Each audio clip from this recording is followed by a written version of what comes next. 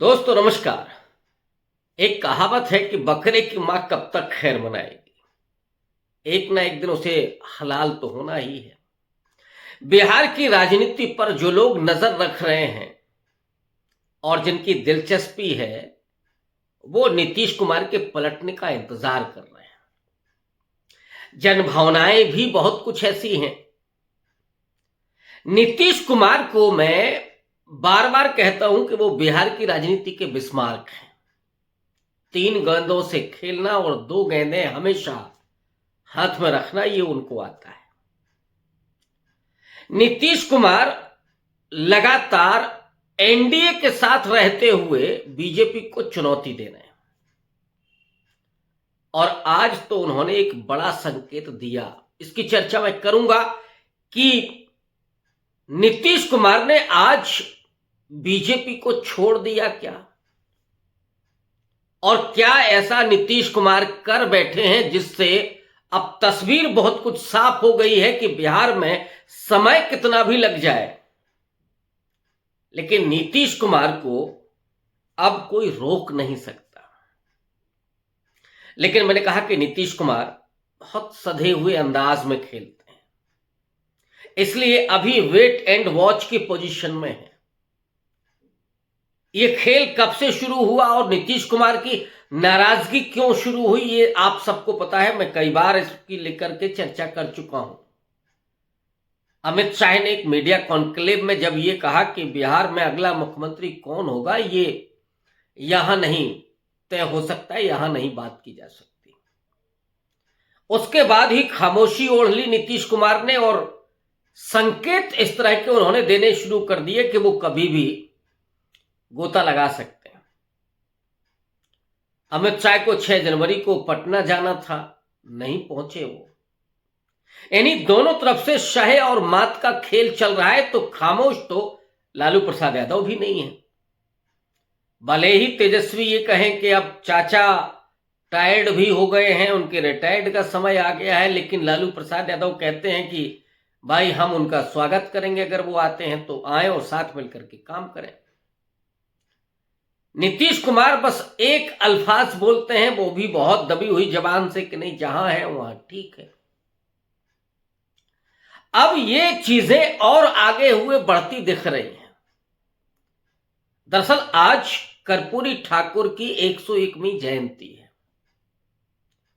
बिहार के सामाजिक न्याय के एक बड़े मसीहा के तौर पर कर्पूरी ठाकुर को देखा जाता है। नाई समाज से आते हैं। अति पिछड़ा समाज के लिए जो उन्होंने किया और जो रिजर्वेशन को लेकर के उन्होंने वर्गीकरण किया था और जिनके फॉर्मूला पर आगे नीतीश कुमार बढ़े, दलित, महादलित, पिछड़ा, अति पिछड़ा, लालू प्रसाद यादव जिन्हें अपना राजनीतिक गुरु कहते हैं, उन कर्पूरी ठाकुर की आज 101वीं जयंती थी। आप सबको यह भी मालूम होगा कि भारतीय जनता पार्टी जातियों की अद्भुत राजनीति करती है और जो लोग बार बार ये कहते हैं कि बीजेपी हिंदुत्व की राजनीति करती है, मैं इससे इनकार करता हूं। हिंदुत्व उसका नैरेटिव है, पॉलिटिक्स वो जातियों के आधार पर करती है। अति पिछड़ा को आउटरीच करने के लिए उसने कर्पूरी ठाकुर को भारत रत्न तक दिया और यही कर्पूरी ठाकुर हैं जिनके मुख्यमंत्री बनने के बाद आरएसएस की जो पार्टी थी जनसंघ उस समय की, उस जनसंघ ने वापस लिया था अपना समर्थन। यानी कर्पूरी ठाकुर को बतौर मुख्यमंत्री बर्दाश्त नहीं कर सकी। वही जनसंघ की पुनर्अवतार जो भारतीय जनता पार्टी है और उसी के नेता नरेंद्र मोदी हैं, वो भारत रत्न देते हैं।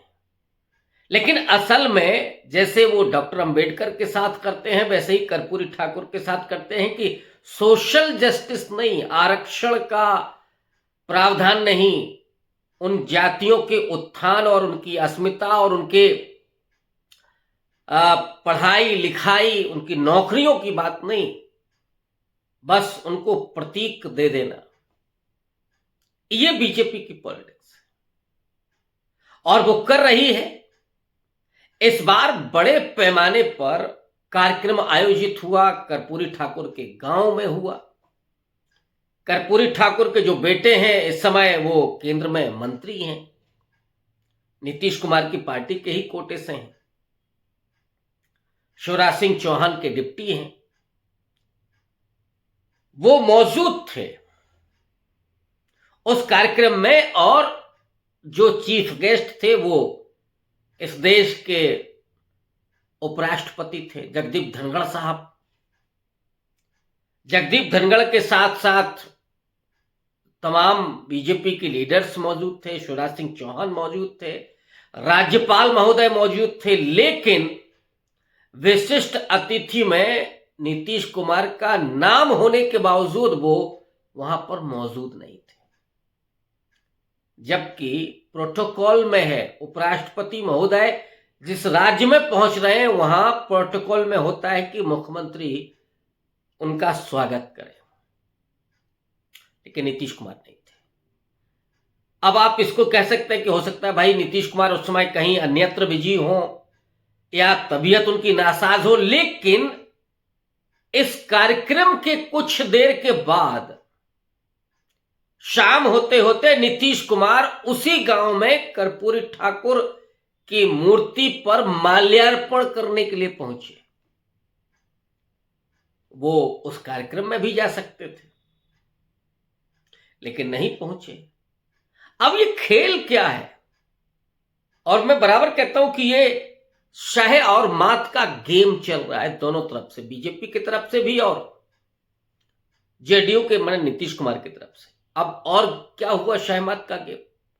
बीजेपी के एक नेता है नित्यानंद राय, यादव समाज से आते हैं, और भारतीय जनता पार्टी लंबे समय से उनको प्रोजेक्ट कर रही है। बतौर मुख्यमंत्री उनको चाहती लालू प्रसाद यादव की राजनीति को खत्म करने के लिए और पिछड़ा राजनीति जो नीतीश बाबू की है उसको भी खत्म करने के लिए। 2 दिन पहले ही नित्यानंद राय एक जगह पहुंचे, वहां पर जो नारेबाजी हुई कि हमारा सीएम कैसा हो, नित्यानंद राय जैसा हो। अब नीतीश कुमार तो इस पर बैठे हैं कि 2025 के सितंबर में जो चुनाव होंगे उस चुनाव में एनडीए अगर जीत हासिल करती है तो मुख्यमंत्री सिर्फ और सिर्फ नीतीश कुमार होंगे। ये वो सुनना चाहते हैं। अमित शाह से कमिटमेंट चाहते हैं, नरेंद्र मोदी से कमिटमेंट चाहते हैं। और ये ध्यान रखिएगा कि नीतीश कुमार कमजोर नहीं है। नीतीश कुमार के सांसदों के कंधों पर सवार होकर के नरेंद्र मोदी की सरकार चल रही है। यानी अब मोदी सरकार नहीं है केंद्र में, अब एनडीए सरकार है। वो बात अलग है कि ना कहें मोदी जी। बिहार में नीतीश कुमार की गरज है कि नीतीश कुमार एनडीए की सरकार चला रहे हैं, लेकिन वो एश्योरेंस नहीं मिल रहा है नीतीश कुमार को कि भाई अगले मुख्यमंत्री भी आप होंगे। और नीतीश कुमार वो हैं जो सत्ता से दूर नहीं हो सकते, और उस सत्ता के लिए नीतीश कुमार कुछ भी कर सकते हैं। नीतीश कुमार की न तो कोई पॉलिटिकल एथिक्स है, नीतीश कुमार न कोई वैचारिक प्रतिबद्धता दिखाते हैं। अब तो पहले भी अटल बिहारी वाजपेयी के साथ भी रहे, नरेंद्र मोदी के साथ नहीं जाना चाहते थे, बाद में उनके साथ भी आ गए। और कई बार तो वो इस तरह का प्रदर्शन कर चुके हैं जैसे नरेंद्र मोदी के सामने बहुत छोटे हों, वो पैर भी छूने के लिए झुक चुके हैं। तो वो नीतीश कुमार, और मैं उनकी इन हरकतों को इसके रूप में नहीं देखता कि नीतीश कुमार का अब मानसिक तौर पर वो थक गए हैं या कोई उनको बीमारी है, मैं इस रूप में नहीं देखता। ये दरअसल नीतीश कुमार का अपना खेला है।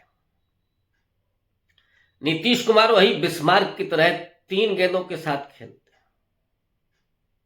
लेकिन आज जो नीतीश कुमार ने किया वो अपने आप में बेहद चौंकाने वाला ही नहीं है, बल्कि निर्णायक दिखाई पड़ता है। जरा पीछे जाइए। राहुल गांधी गए बिहार, और उसके पहले लालू प्रसाद यादव उनको कह चुके हैं कि वो आए और साथ काम करें।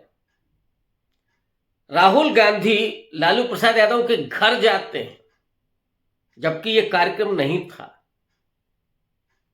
और सुनने में यह भी आया कि लालू प्रसाद यादव और नीतीश कुमार के बीच लंबी बातचीत होती है रात में। कोई और मौजूद नहीं था, यही परिवार एक मौजूद था, और नीतीश कुमार, लालू प्रसाद यादव। क्या बातचीत हुई ये किसी को नहीं मालूम है।